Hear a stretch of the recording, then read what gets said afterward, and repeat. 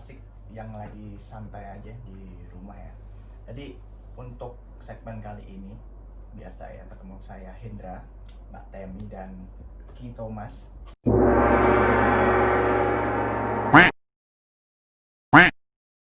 Khas yang sedikit unik ya memang. Serius ya? Serius sih.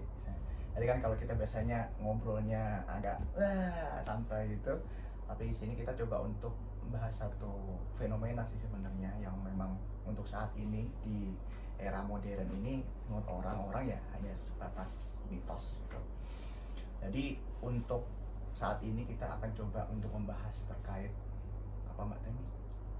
Nih, awalnya kita dari baca berita ya. Kayak awal-awal kemarin kita sempet baca berita nih lumayan heboh juga gitu kan soal penemuan bungkusan pocong gitu di kuburan. Nah, ini kita coba mau kupas soal mitos ini ya. Maksudnya kan itu kita nggak tahu ya kenapa ada bungkusan pocong. Ya, Nah, kita tujuannya coba apa gitu tujuannya kan, apa. Mbak? Kalau kita baca di beritanya kan ya ditengarai apa bahasanya ya, dicurigai ini adalah praktek kayak ilmu hitam gitu. Nah, kita kan ya ini sih percaya nggak percaya ya soal ilmu hitam ini ya, maksudnya apakah memang benar-benar ada, tapi ya kenyataannya ditemukan barang-barang seperti ini kan maksudnya bikin kita penasaran juga. Jadi kita sebenarnya gitu kan, pengen Mbak, ya? iya. Jadi bahasan kita agak serius nih guys ya, soal praktek ilmu hitam yang seperti sedang viral akhir-akhir ini. Jadi dan kebetulan kita punya temen yang sempat ada pengalaman mungkin ya, atau ya ada pengetahuan ada pengalaman ada beberapa dikit. pengetahuan tentang itu. Jadi kita coba mau gali soal praktek ilmu hitam ini. Nah ya ini sekali lagi kita balikin ke kalian, mau percaya atau nggak percaya itu Ya, kembali ke ke teman-teman sekalian gitu. Jadi nih Tom Ki Thomas. kita Ki Thomas. Jadi saya udah tua sekarang. Ki Thomas. Ki Thomas.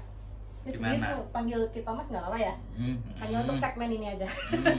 Jadi kan nih sempet baca berita kemarin tuh ada apa nih, kayak berita nih ditemukan ada 9 ya? Ya, dan bungkusan dan 9 bungkusan pocong ya.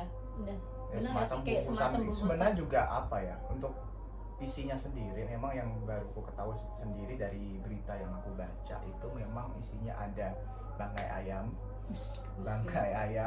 terus juga ada foto-foto seseorang gitu ya, foto seseorang, namanya dan juga alamatnya juga ada di situ. Ada kayak surat bukan surat ya, kayak Foto secari kertas, kertas gitu ya. Ada dan tulisan dan nggak tahu sih itu tulisan apa, aku juga. itu pun apa ya, kalau kita bicara orang, ada ngubur bangkai ayam, ada foto orang, ada juga nama orang tersebut siapa dan alamatnya di mana, itu kan jadi satu hal yang kita bingung gitu. Kita kan nggak semua orang melakukan hal tersebut gitu. Jadi memang untuk saat ini kita berasumsi bahwa itu memang ada hubungannya dengan praktek ilmu hitam tadi, Pak ya. Ki Thomas, gimana itu sebenarnya? Ada apa sih? Soalnya kan kita orang awam nggak tahu gitu. Buat apa kayak gitu dikubur gitu kan? Kalau dari Ki Thomas sendiri melihat fenomena ini bagaimana nih? Yang berita yang lagi viral nih. Jadi kita sih sebenarnya cuma mau bahas secara prakteknya kayak gimana sih, yang kita mungkin banyak yang belum tahu gitu kan. Nah kalau dari kamu sendiri melihat fenomena ini gimana nih? Ditemukan bungkusan itu?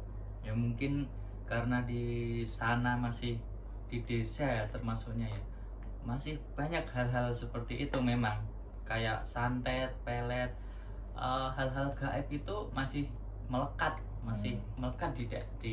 dari orang-orang yang zaman dulu diwaris-wariskan. Apa ada yang belajar, apa ada yang minta sesuatu, itu masih banyak memang sih kalau saya lihat banyak ya, yang percaya ya di daerah-daerah kita kan. Tuh. Tapi kayak gitu tuh sebenarnya ilmu hitam itu apakah memang, kalau kita ya tahunya kan seorang awam paling kayak pelet, santet, juga ilmu kebal dan lain-lain gitu kan.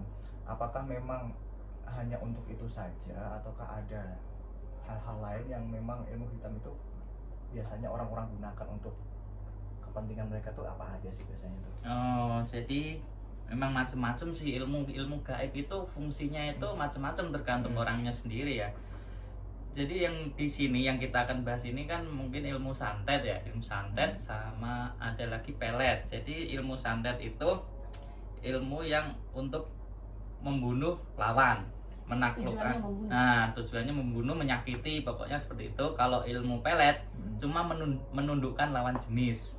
Apakah Gitu sih. itu kalau pelet sendiri apakah hanya untuk lawan jenis atau orang yang kita ingin buat patuh itu bisa? Oh iya. Nah. Oke, jadi itu namanya kan pengasihan ya. Jadi bisa untuk menundukkan lawan jenis atau biar atasan kita suka sama kita. Maksudnya apa ya, sayang apa gimana sih? Atasan kita biar baik sama kita gitu. Bisa. Itu pelet juga namanya. Iya, pengasihan terus agar kita bisa dihormati banyak orang. Kalau misal lurah apa camat apa dan sebagainya itu pasti punya pengasihan biar disukai rakyatnya, gitu juga bisa. Nah, kalau ilmu santet ini biasanya hampir sebagian besar untuk membunuh lawan. Jadi kita punya lawan saingan jabatan kayak saingan apapun bisa dipakai itu ilmu santet itu. Terus kalau apa ya, tadi kan ada tuh semacam bungkusan yang isinya bangkai ayam, terus foto, terus nama dan alamat. Apakah persyaratannya itu seperti itu ataukah ada yang lain atau setiap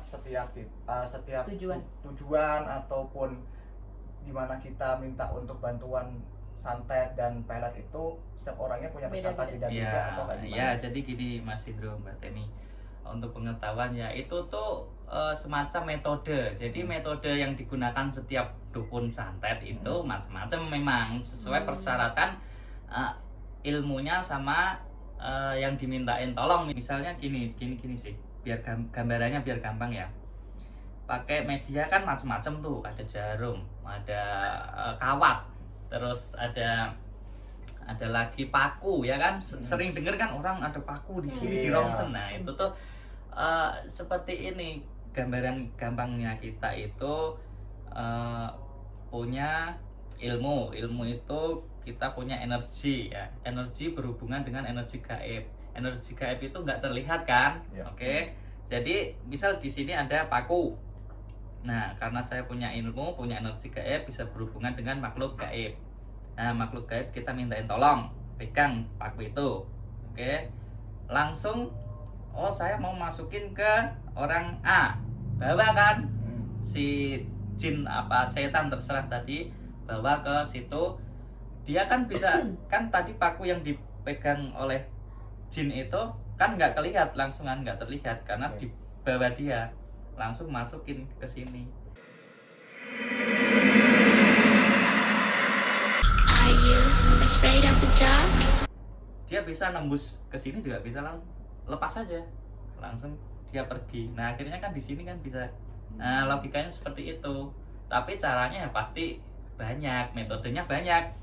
Yang jelas foto itu sering kalau dipakai biar tepat sasaran. Foto terus nama itu lengkap, terus yang jelas tanggal lahir, weton. Nah, gitu. Nanti biar nggak nyasar. Kadang kan ada kesasaran santet itu ada juga. Waduh, salah alamat ya. Nyasar santet tuh misalnya kayak kan ada tuh yang kayak apa meleset gitu kan ya. Harusnya kena ke si A terus tapi kena ke keluarganya itu bisa karena jadi. Apa biasanya? Ya itu tadi karena data infonya nggak lengkap kan. Dia nyasar. Kalau enggak pas yang dikenain itu memang dia punya pelindung tersendiri kan. Dia juga mental kena orang lain bisa juga. Kadang juga orang lagi belajar. Nah, misal lagi belajar dia taruh aja ke semua, yang penting bisa kena gitu. Bisa juga terjadi seperti itu. Nah, kalau ngomongin soal santet ini juga sih, biasanya kayak orang-orang tuh kan beda-beda tadi ya tujuannya. Mau ada yang mau karena biar dia disukai sama atasan atau sama lawan jenis, atau kalau yang misalnya kayak santet itu kan lebih kayak ingin menyakiti ya. Nah, tanda-tanda orang yang kena santet tuh biasanya kayak gimana ya? itu sih. Ya, Itu ada nggak sih kayak tanda-tanda orang yang lagi dipelet atau lagi disantet gitu? Sebenarnya sih bagi orang awam agak susah ya membedakan ya. Tapi kalau orang awam tapi sering ngelihat orang yang kena santet, misal di suatu desa, oh kena santet, dia amati benar-benar si B, C, D, E, dia pasti tahu. Oh, sorot matanya, dari sorot mata itu biasanya tahu orang kena santet, kena pelet, kena guna-guna itu tahu. Dia tatapannya tuh sebenarnya kosong. Cuman itu susah kalau orang yang enggak, ya orang awam tuh susah. Kalau orang yang udah terbiasa, apalagi orang yang punya ilmu batin, mata batin udah terbuka, itu dia pasti langsung tahu itu, nggak usah pakai media apa langsung lihat aja tahu. Bahkan nggak lihat aja tahu namanya siapa gitu, udah tahu. Yang ngirim juga siapa udah tahu gitu. Kadang ada yang bisa ketahu, ada yang enggak, tergantung tingkatan ilmunya sendiri. Kalau lebih tinggi yang ngirim, kadang biasanya juga nggak bisa, nggak tembus ya. Itu kalau yang mitos katanya pelet atau santet itu kalau udah nyebrang laut. Oke. Jadi gini. Tergantung kekuatan, maksudnya tingkat ilmunya juga gitu. Ya, jadi begini penjelasannya ya. Di Pulau Jawa itu punya penguasa namanya. Di Pulau Sumatera ada penguasa sendiri, di Pulau Kalimantan ada penguasa sendiri. Iya benar. Kenapa kok orang yang ilmunya baru sampai tahap A kok nyebrang laut kok nggak bisa gitu ya? Emang istilahnya harus kulanuwun dulu ya. Jadi harus ngobrol sama penjaga sana dulu, boleh masuk enggak dan lain sebagainya. Ada nggak sih kayak tips supaya kita nih kayak kalau misalnya sampai amit-amit gitu ya, untuk menghindari hal-hal seperti ini gitu. Maksudnya menghindari santet apa pelet gitu? Ya kita biar kita bisa selain jaga lah. Iya, kan kalau kayak kita nih ya satu balik lagi kita harus balik ke keimanan kita ya. Maksudnya harus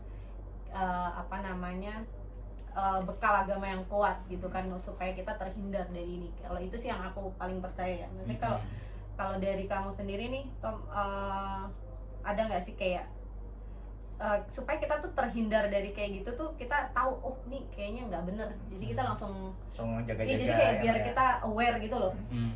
Jadi setan itu kan melihat celah kita ya. Jadi misal kita lagi marah, lagi berantem sama orang, sama keluarga, sama suami apa istri, celah itu namanya celah. Itu pasti kena apa aja masuk. Ya, lagi berantem itu kena apa aja masuk. Lagi marah itu apa aja masuk. Terus lagi kita lihat video yang porno. Nah, itu celah 17+. Iya, 18+. itu celah setan masuk, iya. Gampang itu setan masuk. Terus yang jelas itu nomor satu ya memang pelindung yang paling nggak bisa ditembus oleh ilmu apapun ya kalau kita dekat sama Tuhan. Kalau kita rajin, misal orang Muslim rajin sholat bener ya, imannya bener, terus orang Kristen Katolik imannya juga bener, juga nggak bisa itu. Intinya kita harus mendekatkan diri ke Tuhan ya. Nggak ada cara lain. Kalau cara lain itu ya masih ada celahnya, karena kita sendiri kan yang buka celah kan sebenarnya kita sendiri gitu.